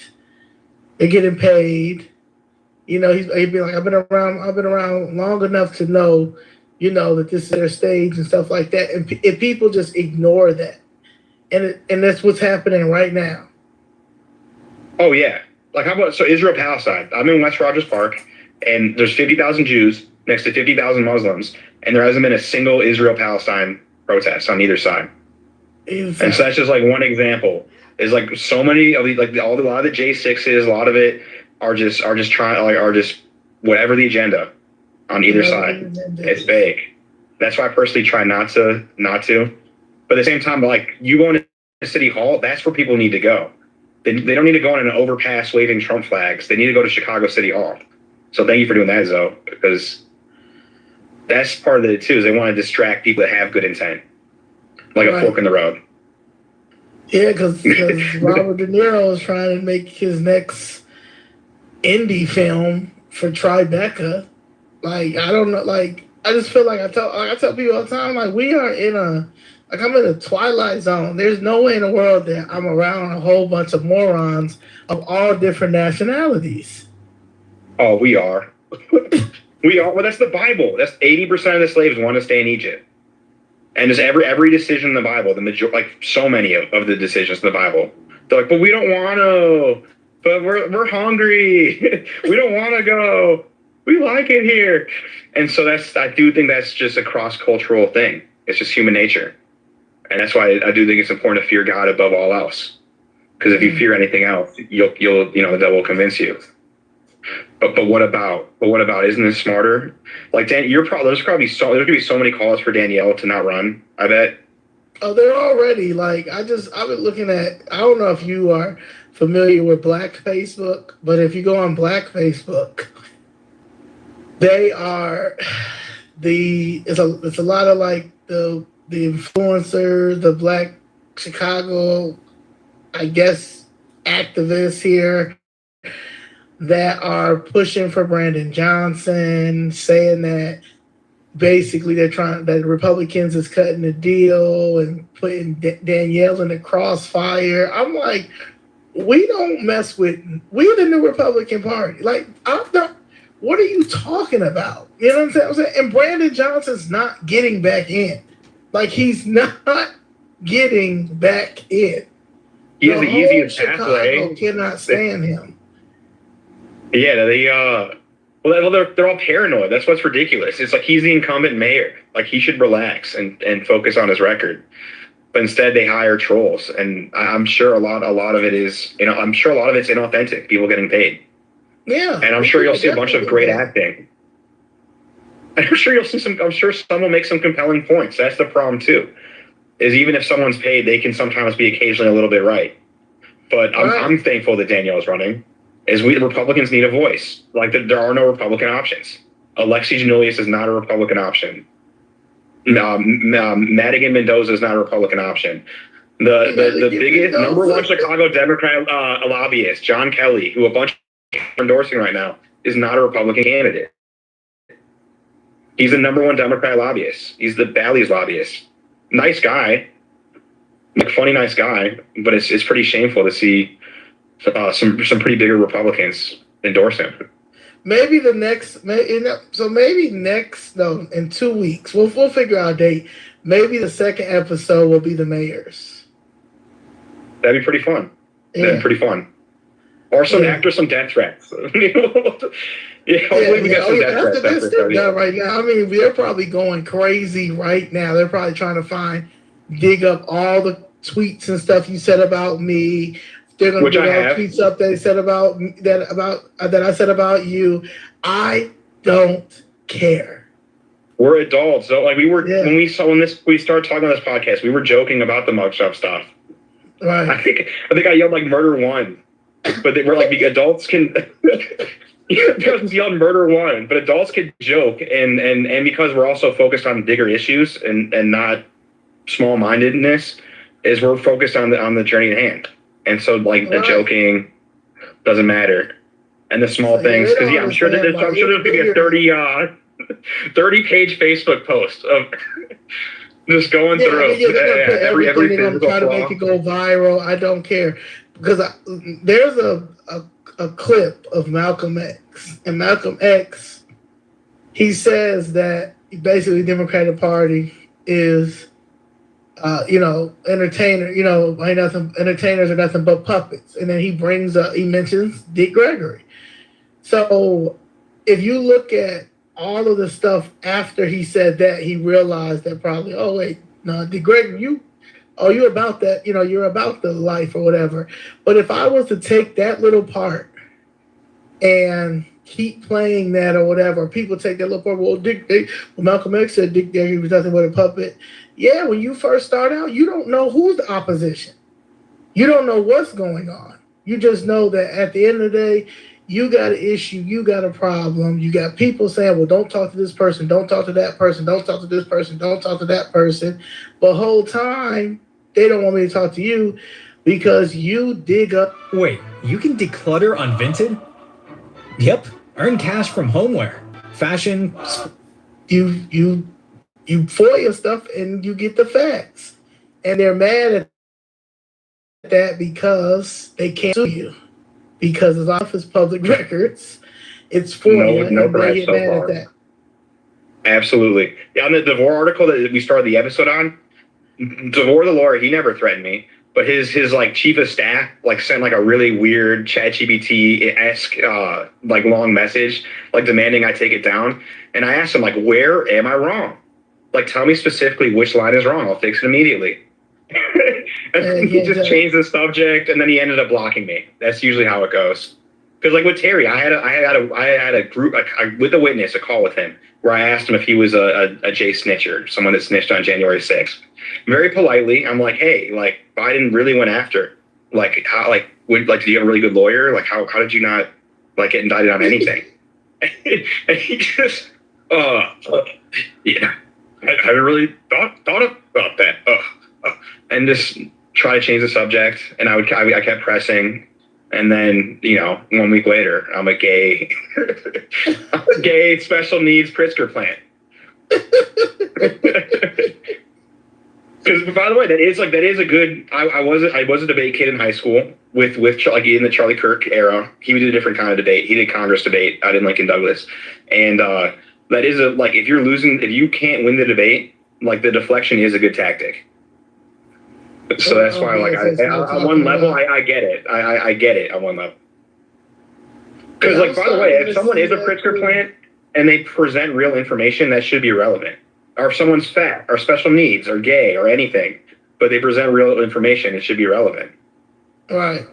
Yeah, we're gonna pray for him. He's like basically, I don't know if you know who Gator Bradley is, but he's like a white version of Gator Bradley. Yeah, that's a good comparison. Gator Bradley in a foreman too. That's why he ain't really pushing for Larry to come. So there's a lot of the informant industry. That show must be a whole deep dive, because most informants are drug informants or gang informants, and there were a lot in the Chicago music scene in like the 2010s. Anytime you see someone like showing guns or selling drugs on Instagram Live, probably an informant. Was my rule of thumb. Like, well, yeah, wasn't Bandman Kevo, isn't that confirmed at this point? Yeah. But, yeah. And those abs. Them abs are, he went and got some surgery or something. He's a whole nother, that's a whole nother thing. That's a whole other video. We can go into the Bandman. But honestly, I think it's good preparation because people need a frame of reference. A lot of the predatory behavior in the Chicago music scene is relevant to the Chicago Republican political scene. It's the same things. No, you're right. Especially in the 2010s. Very uncomfortable truth. Think about how much black wealth was created in the 2010s. Then was just ruined or shipped to LA, or squandered by a lot of like white, like creepy millionaires. See, that's why they hate you. That's why they hate you, Max. You're not supposed to tell the secrets. Okay. You can't tell exactly. The secrets Shut them now. up. Shut it up. Shut it down. But they don't. That's why they don't hate me. They just hate what I'm saying. It's more like I'm a party pooper, I would say. Yeah, and that's what basically. I feel like I do get along with them. It's just what I'm saying. It's not my person. The same with me. They'll be like, why you always want to take down? They'll be like, why you always want to take down a black person? I'm taking down everybody that takes public funding. That if you're taking a TIF money, it's all y'all. It's not just blacks.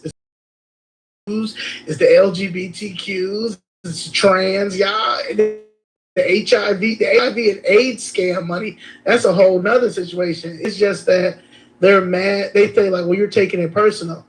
Well, yeah, I'm taking it personal because y'all knocked down a building and have not compensated my like what? I don't. So yeah. I They told could give you you. flack for that too, though. It's ridiculous. Right. You guys say no, because but I do think it's fake. I really think that they work for like someone or some entity that's affected by whoever you're exposing, and they don't really mean it. Because when you have a standard or principle, it's judged about how you treat your own, not strangers. That's what the Bible's all about. The priestly class, the Levites, because they killed all the pagan idol worshippers at the golden calf, the set of the golden calf. It's how you judge, it's how you treat your own to show if you really have values or standards, or if people can trust you. Like, how would any audience trust you if you had a few cutaways, which a lot of people do. A lot of people in media do, like the Maze Jacksons of the world. Ooh. Shots fired. Yeah. Yes, Maze Jackson. What's it in for black people? Nothing. Wasn't he on the like top black sellout list? It was like the Defender. I forgot. There was a newsletter in the 2010s. Oh yeah, he's calling him a sellout. Like, he is the coon of the cooney of the coon. Him, Matt McGill. Like, he's just fake. Yeah, Well, I think he's just fake. I just don't like how he pretends like he's a rebel. He puts.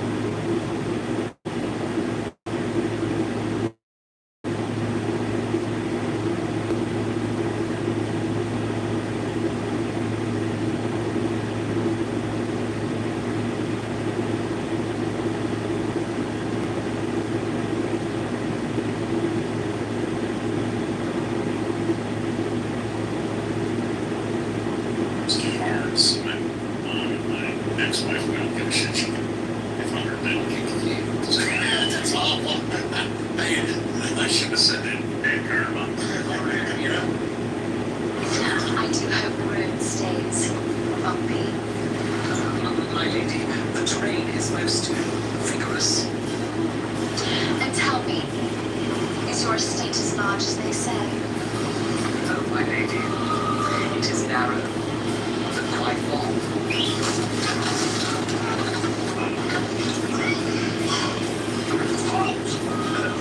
Give me your gold, your jewels for the... What in God's name is this?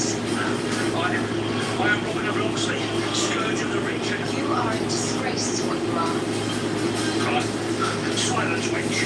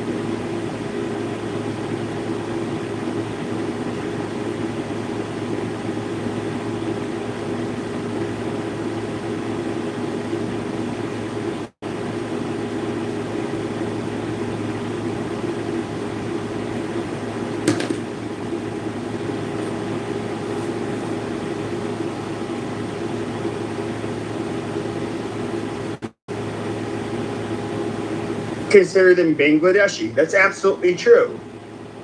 And in fact, they would say this is like, oh, this is like a colonial mindset. This is white privilege. This is all, all of the shit they would come up with. Yet they do the exact same fucking thing. And if we don't just accept it because they'll call us racist, then most people are too scared to get past that hiccup of like, oh, they're going to call you a racist. You literally have to just go right over it and say, okay, fine. If you want to consider me a racist, that's cool. And then you just logically have to show where there's the double standards and where it's what they're actually asking for is a standard that no other country would be expected to take, and no other group of people, aside from Westerners, would have to endure. So no, just these people. Like, who cares about their stupid racism accusations? Yeah, so and just what do you think? Where did they learn that language from? From the left, absolutely. Yeah, from the left. I mean, it's been weaponized, and so the left has. You can look at Angela Merkel. She's admitted, I think, within the last year, that she brought in all of those so-called refugees into Germany in order to fight the quote-unquote far right. You have that new piece of shit prime minister of Spain and his party. They're like, well, we need to bring in 500,000 people in order to fight the far right. And these people have no problem bringing in a bunch of dirty, disgusting pieces of shit that don't belong in your fucking country in order to stay in power. I mean, we can look at what happened when Biden, ended up getting elected. It's super obvious, but and they've caught like the I hate to it's like cringe to use him as an example, but that what's his name, James O'Keefe, when he had that Democrat operative saying how like it's basically just like get more votes. I mean, all right, Pepe, what about me, man? Why else would they do it? What about me, Pepe? You gotta go. Yeah, so far I don't think you passed the test. I would put you. I would tell ICE to shackle you and put you on a plane back home. No. Bro, I'm just talking about the stuff that you talk about for America. Yeah, what's up with America? Well, either you get to choose Russia or India. Which one? It's up to you. Which language you speak? I chose America. So what's up? It's not your country, unfortunately. Do you know what the word banshot means? It's not my country. No, Pepe, it's not my country. You don't know what banshot is? Literally. This ain't Pokemon. This ain't Pikachu. I choose you. Okay, you belong to India, right? You need to go back to India. Russia, maybe. My teachers, No, you need to go back to India. No, you need to embrace your curry roots. All right, guys. You need to embrace your curry roots. You know what you are? You're a curry coon. And I'll tell you why you're a curry coon. Okay? Because you're trying to LARP and you're trying to live in another man's land that does not belong to you. As opposed to standing 10 toes down, as opposed to standing 10 toes down on your curry toes. On your curry toes. I'm not talking to you. And fighting to get your shit back. That's what you should be doing. You should be going back to India to make India better again. That's what you should be doing. Yeah. Okay, but you don't know. Yeah. You need to go back. You need to go back. This is it. You need to swim back. I don't care if you fly back. You need to go back. Yeah. Okay, all right. You done? Okay. You done. Bet. All right, Pepe. What's up, man? So, the fuck we talking about, man? What's up with Pepe, man? Well, here's how I think it should be. This is I'm not joking when I say this. Like, we choose you. You don't choose us. No, I'm not talking about India and all this stuff, man. I'm just talking about the general thing that we guys are talking but even about. It doesn't matter what country you're from. Like, I'm obviously way more open to immigration from primarily European. I'm not open to immigration. I'm not really open to immigration. So then go back. So why are you not open to immigration, but you open to immigrating here? That doesn't even make any sense. You need to go back. Well, no, it makes perfect sense because a lot of these people that come here. And by the way, if white people were in the same position as a lot of these minorities, they do the exact same thing. And so let me they form a acknowledge coalition on the left just to basically try to get power for their own group. Yeah, let me acknowledge to this guy who's illiterate. So yeah, I'm a diplomat. So Who's you cannot illiterate? You even- can barely speak. I don't get. Listen, I don't give a shit if you're a diplomat or if you're Donna Summers, you motherfucker. Okay, at the end of the day, you can barely speak English. Okay, I Yeah. will wipe my ass with your I diplomatic can barely papers. You speak understand? English. I will Bro, you wipe know my who my favorite ass rapper with your is? diplomatic papers. Ain't nobody give a Motherfucker, I fuck. can fuck you Ain't up nobody every give a fuck day. about your curry Alright. papers, fool. Alright, Okay, so alright. at the end of the day, Alright. yes, all right, you are guests here, you motherfucker. can lie, Remember you can that. talk shit, Your man. bitch ass is a guest here. Remember that.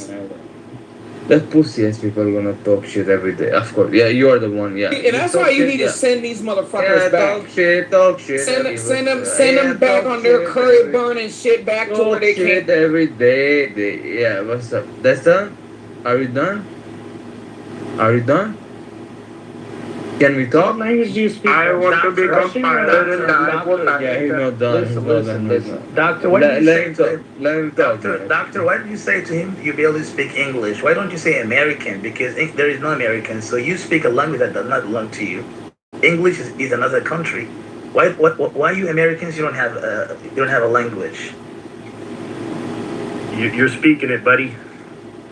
English is English. It's for England. It's not for you. English is for You were speaking English. This is what I was talking about. Now we got two foreign tongue shit pigs sitting up in here talking shit to Americans. There's a difference. We got two foreign tongue shit pigs sitting up in here trying to talk down to Americans. This is crazy. There is no American. You don't have a Go learn to. You don't have toilet paper in your country. African American. You wipe your ass with your knuckles. Shut up. We have Arabic. We have Arabic. Okay, you don't have a Oh, language. that's even worse. You touch little kid. You don't have a language. You don't have a land. Yes, America has You a are not language. It's people. English. You It's are not American. people. It's American English. Hold on. There is no American. There is no Yes, American it's English. American English. There is It's a no slang American version English. of There is UK only English. English. There Is is what it only is. English. There is only. We are literally a new world. Well, let me ask you. There is only Well, let me ask English you. that Let me ask you belongs to this. England. Why does a group English- of people? Knuckle ass wiping street This shitters. is this is a legit question. This is a English legit belongs question. to England, Why does not to why does a America. group of people who know they're not welcome? Pepe, your mic is low. Why do they go to Your mic this? is low. Pepe, your mic is Chinese.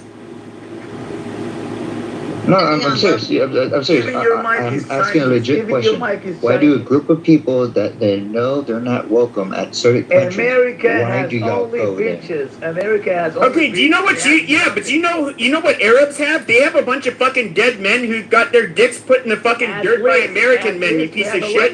And by the way, we are a new world country. Yeah, what language? We speak English. Okay, we were founded by people from Europe. You stupid cocksucker. Just like how Mexicans didn't exist 500 years ago and Brazilians didn't exist 500 years ago, they exist today. And guess what? You fucking guess who runs the fucking world, you piece of shit? Americans. How does that make you feel?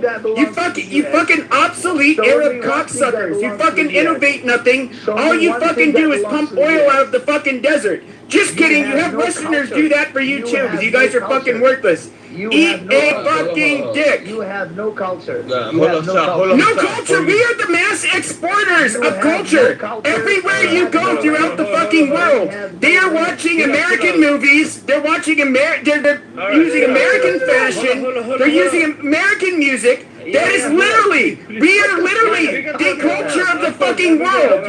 You fucking retard. Good shit, man. This No, shit nobody's is walking around in a moo with a diaper on top of their head like y'all in your shithole country. People are dressing in American fashion. Thank you, Pepe. Go ahead, keep packing them up.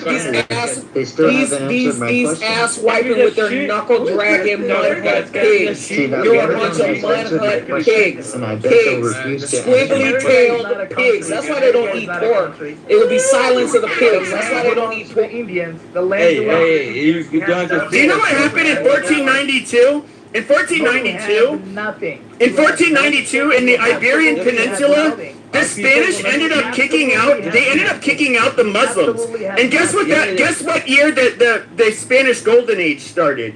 In 1492. That is when they sailed across the fucking globe, and they ended up conquering shit, and they did so goddamn well. Once you fucking retards, we're no longer lording over them. Yeah. You guys are jealous. You guys, Muslims have a goddamn inferiority complex. Columbus. All right. Hold on, Indian man. Mexican, excuse me, Arabs have an inferiority complex. Because it is literally the West, you goddamn monkeys. That is all we fucking done. You guys are worthless. Motherfucker. You talking about Arabs me? are monkeys. Okay, somebody goo this Indian retard. He's like so. He doesn't even know what side he's fighting on. He's just swinging. You see, I'm they just haven't saying, even man, just answered chill my out, question. guys. No, you need to chill out, bitch. Shut the fuck up. You're not coming to America. Fuck America. Fuck No, America. No, fuck you, you dirty goddamn Arab. You fucking stinky dick, fucking camel fuckers. Eat a fuck dick. What the fuck I'm doing? What the fuck I'm doing in America? Go start another fucking version of SARS or whatever. What is that shit? That version of SARS you got from camels? I have You filthy fucking beast. Eat a dick. 500 camels. Every camel costs $1,000. What the fuck I'm doing? Oh, it costs $1,000. Okay, that's amazing. My passport remember can let me? me go to everywhere. Fuck America. What the fuck I'm doing to America? Okay, what the fuck are you doing? Go enjoy your desert shithole then. Eat a What the dick. fuck I'm doing in America? Yeah, fuck you, What Mr. the B. The fact that we haven't invaded you guys and just taken your fucking oil is fucking mind-boggling to me. You fucking retards can't run anything. Shit, What the America. fuck I'm doing in America? Can I go to a country that is the president is Donald Trump? What the fuck is that? Okay, what the fuck is your But country? again, You answer my have the question. stupid. So you have. Edward wants to speak. Edward, go ahead, Edward. Mr. Edward. Tell these sand niggers, Edward. Call them sand niggers, Edward. Fuck America. Okay. Yeah. So that language. But Pepe, do you what I like- remember me, man? Quit being a scaredy cat nigger, Edward, and call them sand niggers. Okay, Pepe, stop. Seriously, I'm not chaotic like you. Okay? So I'm gonna behave as an American. That's what I'm gonna do. Okay. Both harsh and shy. I don't know what countries you're from, but I'd like to know from your point of view, what is your country's foundation? Whatever country you're from, what's the foundation of your country? My country, okay, at least my country was not stolen, and my language is. God, I didn't ask you. Actually, the foundation of just answer the question directly. I don't need you to tell me what was. We stolen. are. Yeah, shut the fuck up, man. Pepe, do you remember me, man? Harsh. We are Pepe. we are a Muslim Arabic country. Okay, so what's your political view as your country? What is it? Our political view is we don't have a military bases in our land. We are free, and America cannot do anything for our land. Okay, so then you came up and you decided. I don't know. Have you been to America before? No, and I don't like to go there. Fuck. No. Whether you've been here or not, I just asked the question. Okay. I've never been to the U.S. Never. Okay. So then you make some strong comments about the fact that we don't have a language, you don't understand our culture, you don't know anything about it. So I'm just curious, why would you decide to come on an American stage, an American room, Trump's house, and decide to criticize the United States? Why? Okay, I'll tell you why. On an American Because America is the most selfish country I've ever seen in my life. The most arrogant country I've ever seen in my life. You say now English, which is English. The root is England, does not belong to you. The land, the history of the land was stolen. You have no culture. We saw the World Cup. All That was lands so were fucking stolen. Okay, listen, most of the quote-unquote Arabs are conquered goddamn people that were Arabized. Eat a dick. Hold on, guys. Tell me only one thing. Okay, I have a question for you. I have a question for you. I will tell you. I have a question for you. I know. Could you hold your question for a Tell second? me though, please? only one thing that Could is. you hold the question for a Okay, second? go ahead. Go ahead. So you use the word England, right? So do you know what the United States was before they became states? What were we? You were some African people, and you migrate there. Like you, for example, you are African. You are African nigger, and you went to the U.S. No, Shah, I'm going to ask you a question. Real simple. I like to have a dialogue. I'm trying to pack you up. Okay. Okay, go ahead. Did you ever hear the 13 colonies? No, and I don't like to hear about it because it doesn't exist. No. These are This is the what 13 colonies. Listen, these The are 13 colonies are what we were before we became the United States. Before we had a war. Before they are no America before. Huh? There is no America. The land belonged to the Indians, and It didn't. America, the goddamn name, okay, was literally a name named by the people that came here, not the Native Americans. You fucking moron. Okay, hold on, Pepe. Hold on. Even your president is German. Donald Trump is German. Shah. Okay, first of all, obviously, you said you didn't know about the 13 colonies. You did not know about the United Kingdom. You don't know anything about the actual. I know the United Kingdom. I know it. Excuse me. Can I finish? I didn't interrupt you. I won't interrupt you. Okay, go ahead. Okay. All I'm saying to you is that you come on an American app, an American space, an American room, and yet you cannot promote your own country. Just promote your country. You don't have to come and criticize another country. It's not American. It's not American app. Okay, no. It's not American app. Who owns it? Who told you that the engineers there are not from China, Korea, all around the world? Application was made by some engineers. Oh, really? It's an American app, but hate to break it. We don't know if it's because even who owns the app right now, Chop? We don't know the people who manufacture the app. Maybe some, all around the world. Guys, hold on, guys. You know what, Edward? It's literally an American app. We know who the two owners are. They're American. There is nothing. They have names. You know who they are. I'm gonna land on this, Shah. David, 1 second. Shah, I'm gonna land on this. Shah, what I would like for you to do, instead of you coming on an app talking about Harsh, could you put your mic on mute, please? Could you do that, please? Thank you. So, Shah, this is what I want you to be aware of. Whenever you come on an app, you want to criticize a whole country of people. That's not very good, okay? It's not the reason why. It's not criticizing. Telling the truth is not criticizing. I've said there is nothing called American. Right now, what you're doing right now, you're interrupting, right? I think that you know, because I believe that you have a higher level of intelligence than a lot of people, but to have a dialogue. He really doesn't, though. Take carnage. Come on, guys. Guys, listen, one thing I've learned in life is that we got to try to be on the same page. That's all. Okay? And I understand. I can't be on the same page as Muslims. Okay, I got it. Wow, don't be anti. How the fuck did David get up here? Okay, can I finish, guys? Illumi. Can everybody go? Okay, thank you. So, Sean, this is what I would like to. You guys need to kick David and Harsh off the stage. Like, seriously, you're not going to have a conversation while they're up here.